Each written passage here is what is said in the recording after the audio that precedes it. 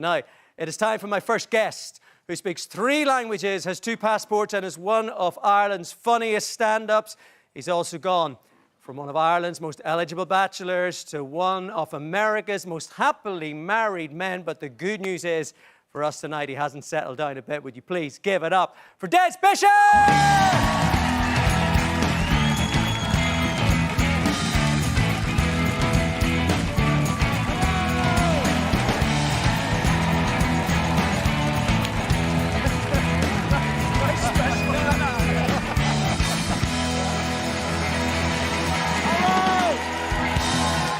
Bishop's in the house. All right. Great to be back. Welcome home. 5 years I haven't been on the Late Late. You haven't been on the Late Late for 5 years. You left Ireland for the New World a few years ago. Great to see the special effects have really ramped up here on the Late Late. Things have gotten very technical here. They really have. We're spending all the money we have.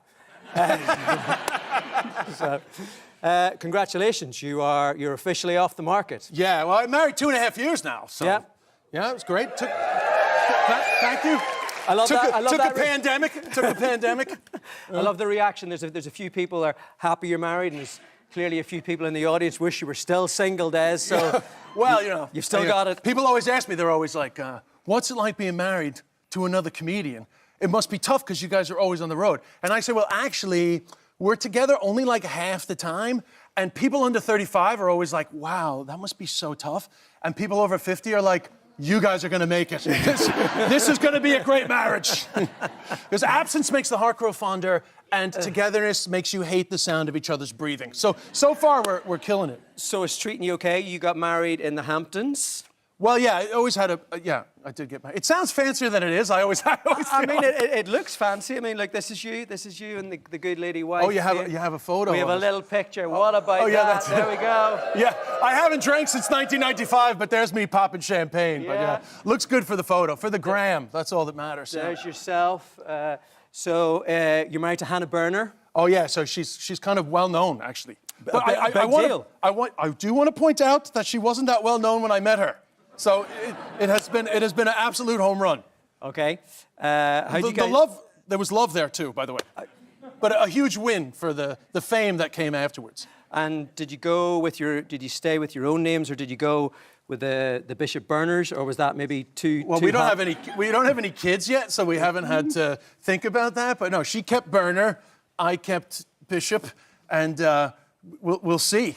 You'll see. That might be an awkward conversation now that you bring it up. I mean... she's not watching because she's in San Francisco right now, but we'll see. You mentioned kids there. At one point you said you weren't convinced that kids were the way forward for someone like you. Is that still the case, Des? I mean, she wants to have kids, so it's not really up to me. Since such a feminist. Well, yeah. Listen, we have something in common. We both landed it big with our wives. There you go. So... Cat Dealey, big grab.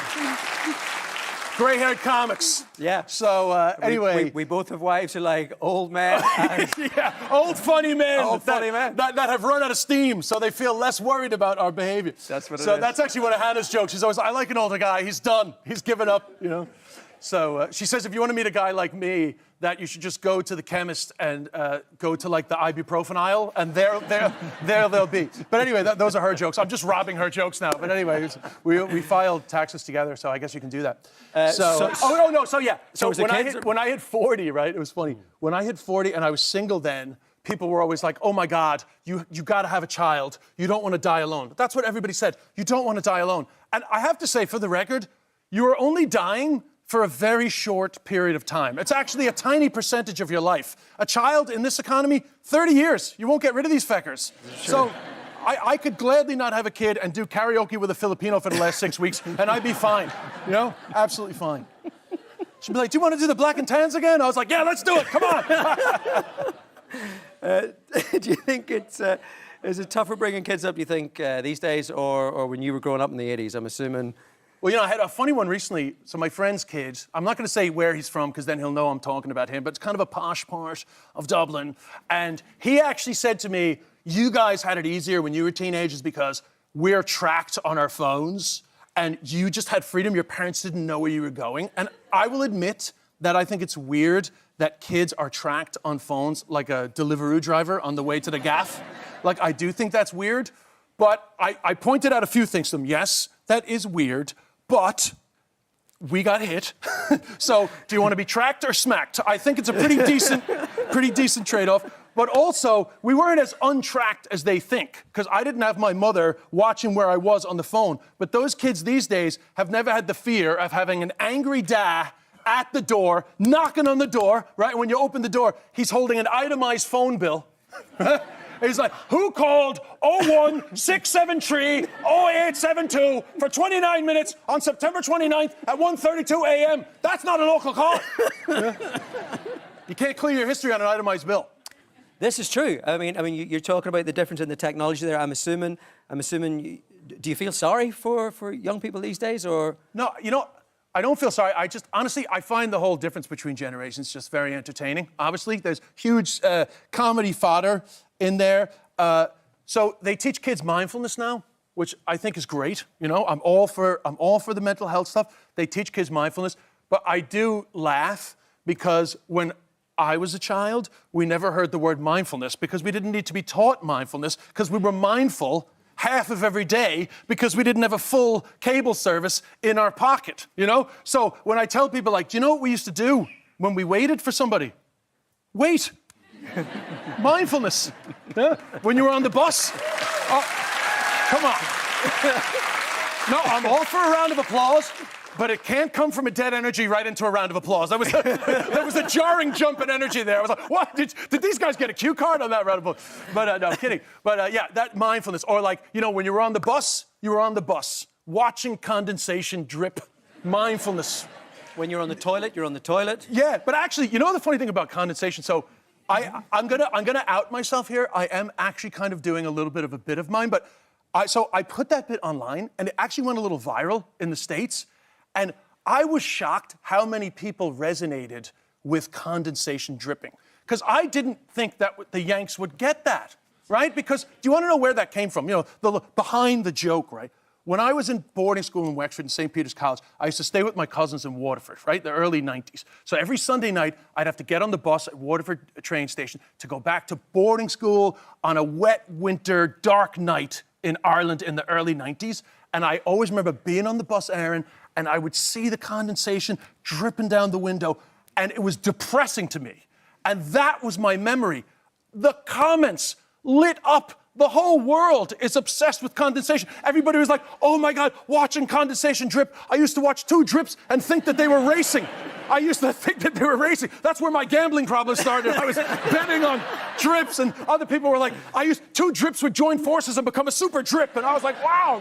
Condensation. But yeah, mindfulness, used to go to the bathroom. You were saying, I used to go to the toilet, just to go to the toilet.